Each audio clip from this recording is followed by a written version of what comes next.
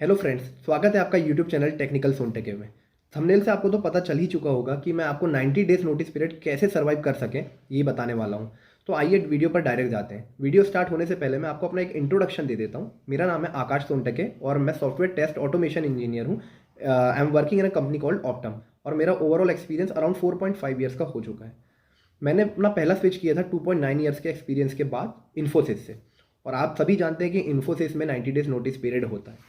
उस समय मेरे लिए भी यही बहुत बड़ा ऑब्स्टेकल था, लेकिन मैंने उसे कैसे सर्वाइव किया मैं अपना एक्सपीरियंस आप लोगों से शेयर करने वाला हूँ। और मैं आपको बहुत इंपॉर्टेंट टिप दूंगा यहाँ पर, जिससे कि आप सटीक तरीके से ईजिली स्विच कर सकते हैं। जैसे लोहे लोहे को काटता है, वैसी 90 डेज नोटिस पीरियड वाली कंपनी ही उन वैसी कंपनी को काटती है। आप ये समझ लीजिए। तो अगर आप इन्फोसिस में हैं तो आप कोशिश करिए कि जो companies Indian based service MNCs हैं like TCS, Wipro, tech Mahindra, LTI, Mindtree, इनको क्रैक करने की कोशिश करिए पहले। तो मैं आपको पूरी प्रोसेस बताता हूँ। मान लीजिए कि आपने आज डिसाइड किया कि आप स्विच करने वाले हैं, तो आप क्या करिए कि सबसे पहले टीसीएस, इन्फोसिस, विप्रो, इस टाइप की जो कंपनी है इन पे ही अप्लाई करिए। और जैसे ही आपको यहाँ से कॉल आता है, हम पॉजिटिव होकर चल रहे हैं कि आपको कॉल आएगा। आपको जैसे ही कॉल आता है आप इंटरव्यू दीजिए और अगर आप इसे क्रैक कर लेते हैं तो वहाँ से आपको बस ऑफर लेटर मिलते ही अपनी इस कंपनी से रिज़ाइन करना है। मान के चलिए आज की डेट में आपने रिज़ाइन किया, आपके पास 90 डेज बचे हैं। अब आपको क्या करना है, इस बीच में 90 डेज जैसे ही कम होते रहेंगे, अब आपके 90 डेज से वो 80 डेज, 70 डेज, 60 डेज होते जाएंगे। इसी बीच आप और भी इंटरव्यू देते रहेंगे। जो भी कंपनी का आप इंटरव्यू देंगे उन्हें आप अब बोल सकेंगे कि मेरा नोटिस पीरियड 60 डेज बचा है या फिर 50 डेज बचा है। और आगे बढ़ते जाएंगे तो आपके और नोटिस पीरियड के डेज कम होते जाएंगे। अब यहाँ पे आपको बहुत ज़्यादा कॉल आएंगे, बहुत ज़्यादा, क्योंकि आपका अब नोटिस पीरियड 50 डेज, 40 डेज ही बचा होगा। अगर आपको अच्छा ऑफर मिल जाता है पहले कोई बात नहीं, लेकिन अगर नहीं मिल पा रहा है, आप क्रैक नहीं कर पा रहे हैं, तो आप और अप्लाई करते रहिए, आपको और इंटरव्यूज आएंगे।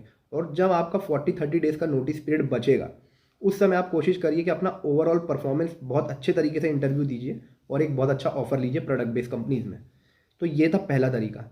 अब दूसरा तरीका मैं आपको बताता हूँ बायआउट का। बायआउट भी एक ऑप्शन होता है जो कि बहुत सारी कंपनीज प्रोवाइड करती है।